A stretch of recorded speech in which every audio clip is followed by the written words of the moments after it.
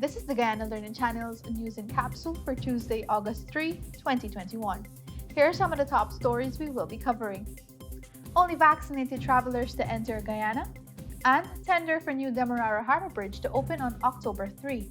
In the world of sports, 4 Guyanese to be a part of Rising Stars Under-19 camp, and regionally, Antiguans protest the government's strict vaccination policy. On the international scene, China brands online games, electronic drugs. And now for the details. The Minister of Public Works, who has oversight for the aviation sector, Bishop Juan Edgil, stated that the vaccination requirement for people entering Guyana will take effect from Sunday, August 8, 2021. In a short Facebook post on Monday, Minister Edgil stated that travelers must take at least one dose of a COVID 19 vaccine before being allowed to enter in the country.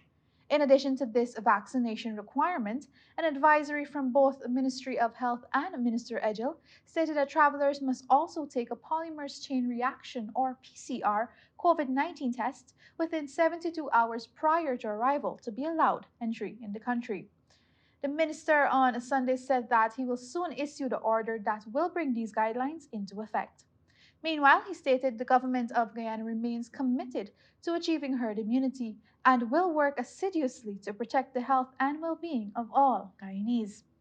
This measure comes as President Dr. Irfan Ali announced on Monday that Guyana and other Caribbean countries will be implementing new travel requirements to help safely boost intra regional travel and the regional tourism sector.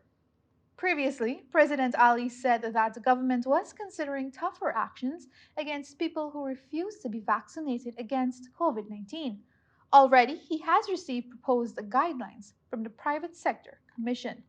The measures proposed will essentially see unvaccinated persons having to produce weekly negative COVID 19 tests to be allowed into their workplaces and other entities. As the government advances the process towards building a new 4-lane high span fixed bridge across the Demerara River, President Dr. Irfan Ali announced on Monday that tenders are expected to be opened on October 3, 2021. According to President Ali, the new bridge is part of the government's rapid expansion of Guyana's physical infrastructure, aimed at improving connectivity with neighbors and trading partners. He added that this will thereby lead to expanded economic space, opening up new lands to unleash productive potential, and improving internal connectivity to enhance citizens and commuter convenience.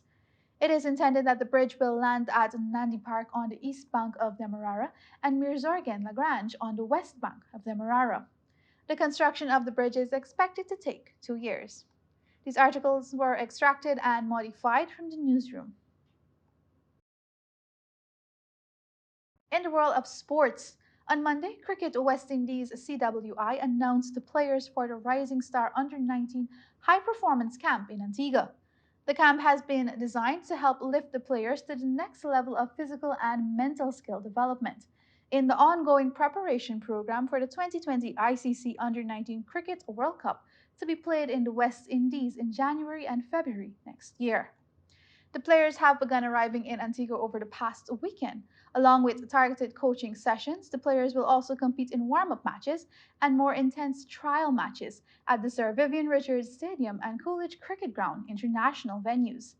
The final squad of 18 players will be selected for the West Indies Rising Star Under 19 Tour of England in September, where they will play 6th Youth One Day Internationals. And now for news in the region.